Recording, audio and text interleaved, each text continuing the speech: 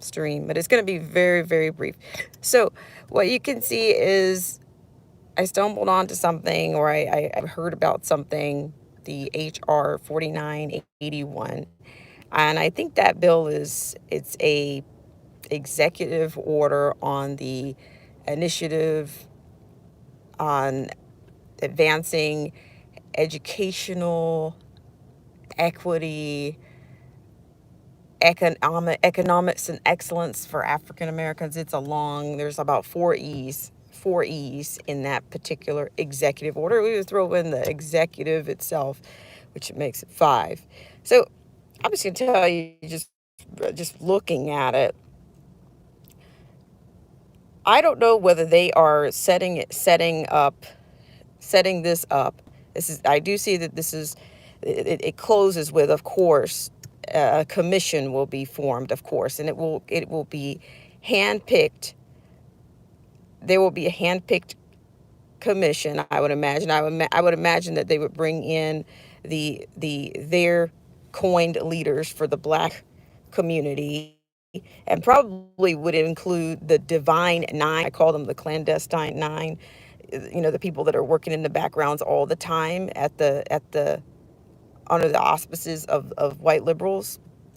But this HR 4981, to me, it looks like it's setting up either another indoctrination bill, which is going to extend education. I think it speaks to what Biden was talking about in his presidency, or a part of his education, or a part of his plan to extend education 2 years on the front in terms of as a pre-K or an early childhood education, and then with the 2 years on the back end being I presume, some form of community college. But you better believe it's going to be dripping with what I touched on yesterday. I touched on the social engineering. And where does the social engineering come from? It comes from these commissions and these committees, are either within the cabinet or tapped by people from this administration or this regime's cabinet. And this is going to be some type of, it's almost like it's going to be an indoctrination slash affirmative action, a bill that's going to probably span that entire, that cumulative career, that pre-K or that early childhood education, all the way through those 2 years of community college. And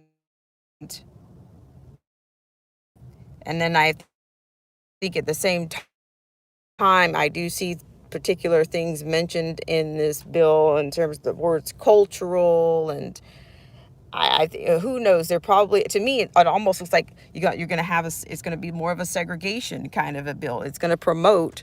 I would imagine that it may even promote some level of segregation, where you have students going to all all Black, dare I say, pre-K or early childhood programs, and you better believe they're going money at they're going to be throwing a lot of money at either Blacks, or I mean, who would trust were the absolute pinnacle or the absolute worldwide? So just forget about the entire world, that you do have to compete against China. You do have to compete against India. You have to compete against people worldwide. So why is it that the narrative is always a black and white issue? It's a division. It's the minority versus the minority versus the majority. Because of course, whites, Caucasians happen to be the minority. I mean, it's what you're going to demonize them for. Then you go ahead and saddle your horse right up and ride, because you'll be on, because that's real. And I think they're going to use the same kinds of things they're going to use the same kind of door to divide them even more. So I do think the HR 4981 is just going to be, it could potentially be an all black, an all segregated kind of a plan for the Black community. for the pre-K or the early childhood through the first 2 years of a community college. So I think Biden talked about that early on about how he was basically expanding the education. They were putting 2 years on the front of American education and 2 years on the back. I would imagine that's going to be nationwide, but they're going to me, create more of a segregated sector for blacks. I'm saying this is my contention. This is where I am. I'm using my own landscaping knowledge, my own background knowledge to see that. And I'm going to tell you, I mean, I'm an educator myself, and I've seen the product of.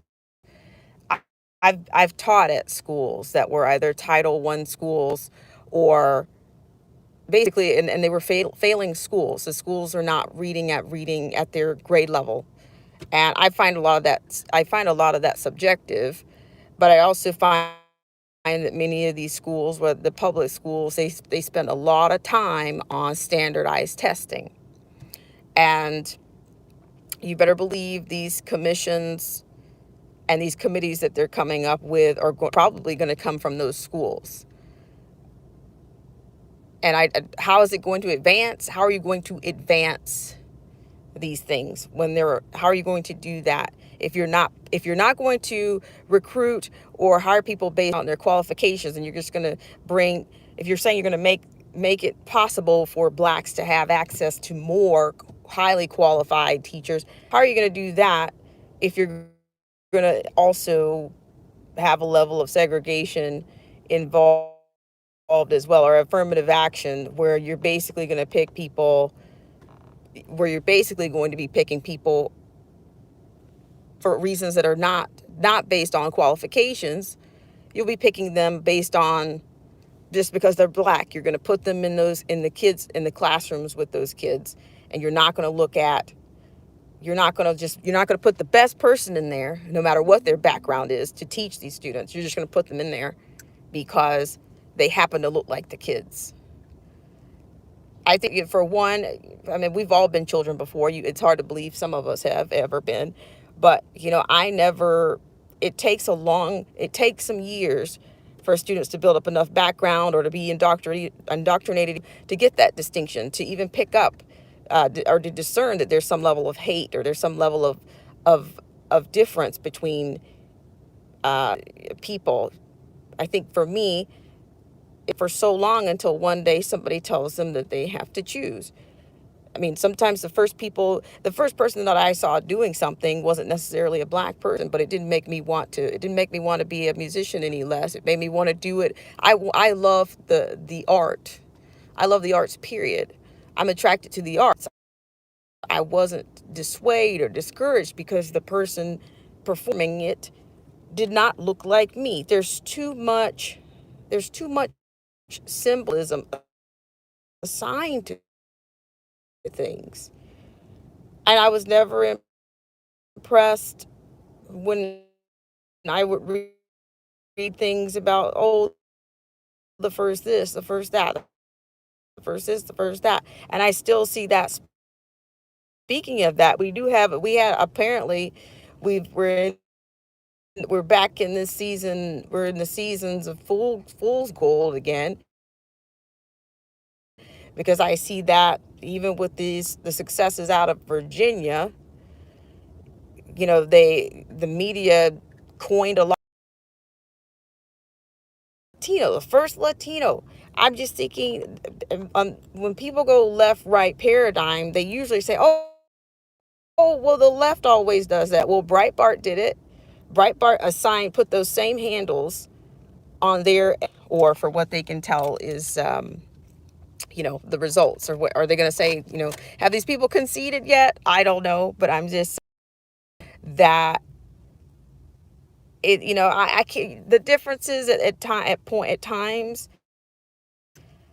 It's got to be harder to tell. You got to at least admit it's harder to tell what's going on, or or who's writing what. I get the reviews, or they want to get the